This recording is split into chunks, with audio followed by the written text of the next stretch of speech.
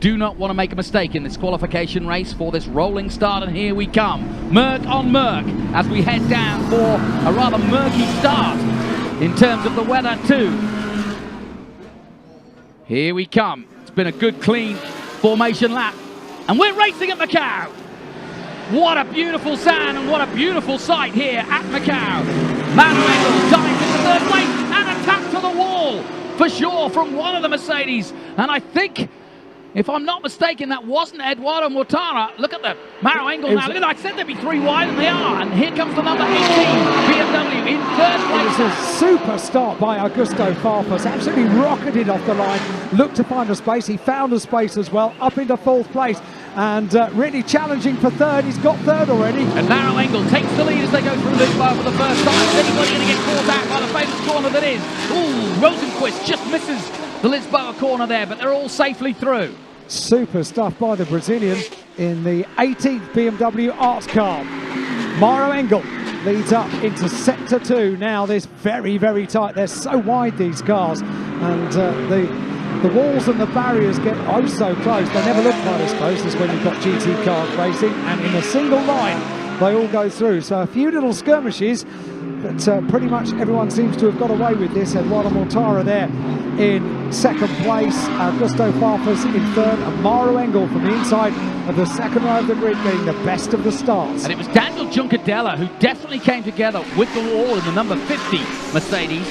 If we go back and have a look at the replay, if they do show us that, as we go on board now, he definitely touched the outside wall of Reservoir Bend. Doesn't look as though there's major damage to the car, but we'll keep you informed as to whether... Oh, no! Oh, mayhem!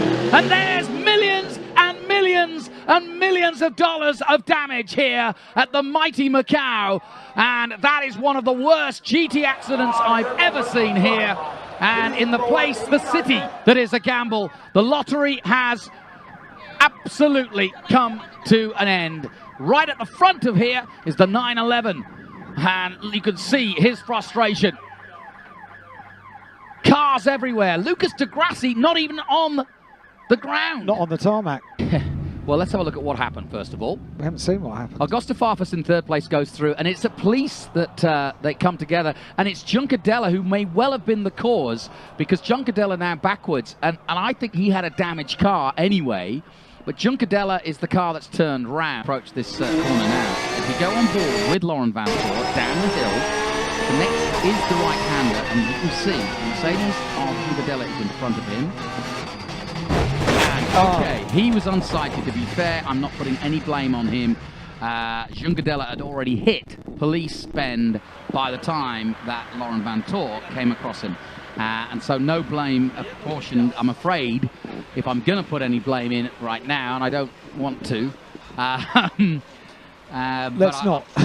Let's not. Let's talk about the recovery some more, shall we? Yeah, we shall. But I'm not going to blame the 911, I'll say that, shall I? And absolutely, and very good to have the onboard shot. So we found out what happened leading up to what can only be described as a very upsetting scene.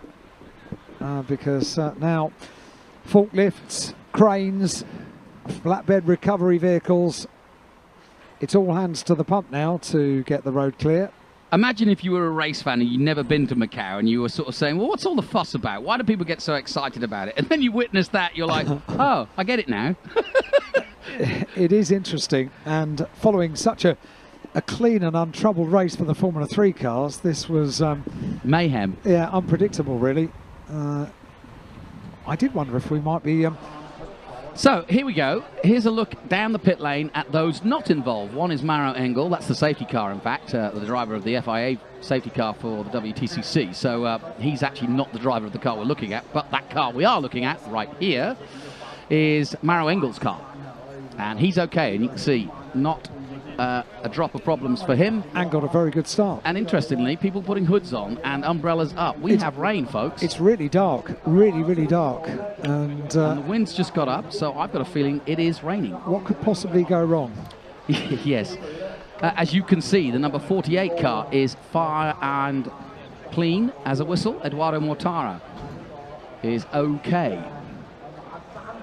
And Augusto Farfus is A-OK. This is the next car you will see. Number 18, the Schnitzer BMW.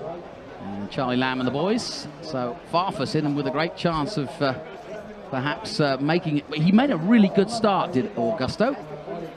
And yeah, you can see a few drops on the camera now. There's Charlie Lamb chatting away down. There's Callum Ilott. Maybe he fancies his chances. He's asking him what the fuss is all about. And there is one Group M car. Do you think he's coming through to gloat? Probably, yes. We didn't have a red flag. Yeah, it's your problem. We saw Raphael already out of the car, but that's his car. So we literally have 4 unscathed cars in the pit lane. I've never seen anything like this in all my years. We're looking at Chaz Mostert's car being dragged back. The fourth of the BMWs, and I've just seen spots of rain on the camera lens as well. Let's have a look at some of the sort of highlights of that crash. And you can see Juncadella gets turned around, Van Toor's in it, several Audis, Lucas de Grassi's put into the sky because of it. The number 99, Tom Blomqvist, is stuck underneath. Here we go on board behind the 27, and a nasty, nasty picture for Lucas de Grassi. That was really not a pleasant sight.